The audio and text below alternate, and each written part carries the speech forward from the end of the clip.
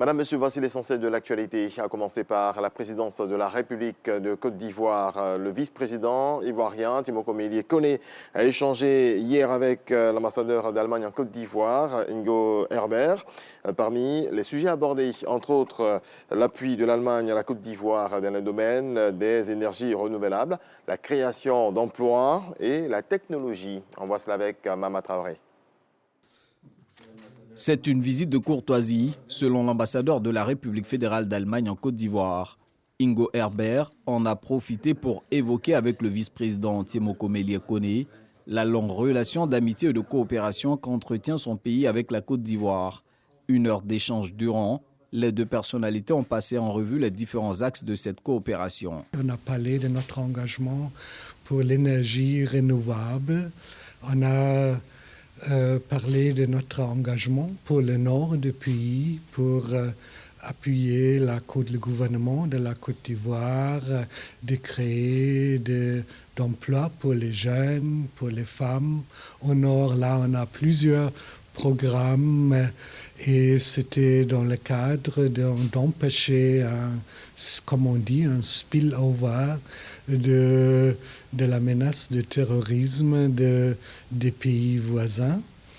On a parlé de plus d'échanges dans le domaine de la technologie, mais aussi on a parlé des relations culturelles. Vous savez, la Côte d'Ivoire, c'est un pays où beaucoup des élèves, beaucoup des étudiants ont choisi la langue allemande et on a depuis plus de 50 ans un institut Goethe ici. Les relations diplomatiques entre l'Allemagne et la Côte d'Ivoire ont été établies en 1961. Depuis sa prise de fonction en août 2020, Ingo Herbert s'attelle à renforcer ses 60 années de coopération. Précisons qu'il occupait précédemment la fonction d'ambassadeur de la République fédérale d'Allemagne au Burkina Faso. On se rend à l'hémicycle à présent. Les députés ont adopté 3 projets de loi en plénière ce mardi. Il s'agit du projet de loi relatif à l'absence et à la disparition, le projet de loi de ratification portant règles applicables en matière de transport intelligent et le projet de loi portant code de l'aviation civile. Des textes adoptés à l'unanimité. C'est ce que nous apprend Konaté Moussa. 3 projets de loi sur la table des députés à cette séance plénière. Il s'agit du projet de loi de ratification portant règles applicables en matière de transport intelligent qui inclut l'innovation technologique dans le secteur du transport routier. Le projet de loi portant code de l'aviation civile qui vise à renforcer les capacités de sécurité et de sûreté dans le transport aérien. Et le projet de loi relatif à l'absence et à la disparition qui vient régler les vides juridiques liés à la non-présence. Quelqu'un, on ne trouve plus cette personne à son domicile. Elle n'est plus à sa résidence. Du temps passe, on s'inquiète. On ne sait pas si cette personne est vivante ou si elle est morte. Le temps s'est écoulé. Cette personne est absente. Deuxième hypothèse. Des gens veulent traverser pour aller en Italie. Ils prennent une embarcation précaire. Avec cette embarcation précaire, il y a un naufrage. On retrouve sur les 60 embarqués, 40 corps. Et puis, les 20 autres, on ne les retrouve pas.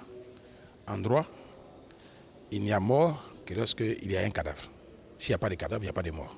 Les 20 autres, dont on n'a pas retrouvé le corps, ne sont pas considérés comme morts, sont considérés comme disparus. Le président de la République a décidé de rénover l'aéroport et en rénovant l'aéroport, il va dire qu'on aura de gros investissements à faire conformément à ce que nous appelons la loi de Chicago qui porte des règlements sur l'aviation civile. Et en se conformant à cette loi de Chicago, il est évident que nous devons d'abord sécuriser notre aéroport.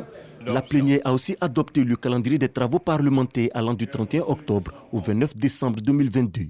44 projets de loi se trouvent sur le bureau de l'Assemblée nationale. Ils sont tous programmés pour être examinés sur la période sus-indiquée. Il est également inscrit au calendrier une séance d'information parlementaire avec la Commission électorale indépendante sur le processus et les innovations liées à la révision de la liste électorale. Cette séance d'information aura lieu le 31 octobre. Autre axe de cette séance, l'annonce de nouvelles nominations au sein du bureau de l'Assemblée nationale et dans certaines commissions parlementaires. Le député Thomas Camara a donc été proposé au poste de président de la commission en charge des relations extérieures en lieu et place de M. Famoussa Koulibaly. Député Sangaré Yakouba, anciennement rapporteur général de la commission des relations extérieures, a été donc proposé au poste de secrétaire. Le poste de vice-président que j'occupais pour le compte du RHDP, il a été proposé par le groupe parlementaire au député Oué Mela, devenant ainsi vice-président du bureau. Le président de l'Assemblée nationale a aussi félicité et souhaité la bienvenue aux 3 nouveaux députés récemment élus lors des élections partielles. Kofi Atingbri de Lolobo, Bodokrou, Mamadou Diomandi de Séguéla sous-préfecture et Ndri Yao de la circonscription de Méagui sous-préfecture. Dans le reste de l'actualité, un gouvernement de 23 ministres, dont 3 militaires, a été nommé mardi soir par le président du Burkina Faso, le président de transition. Ce gouvernement va diriger le pays jusqu'à juillet 2024. Cette équipe sera dirigée par le Premier ministre Apollinaire Joachim Keilem de Tambela.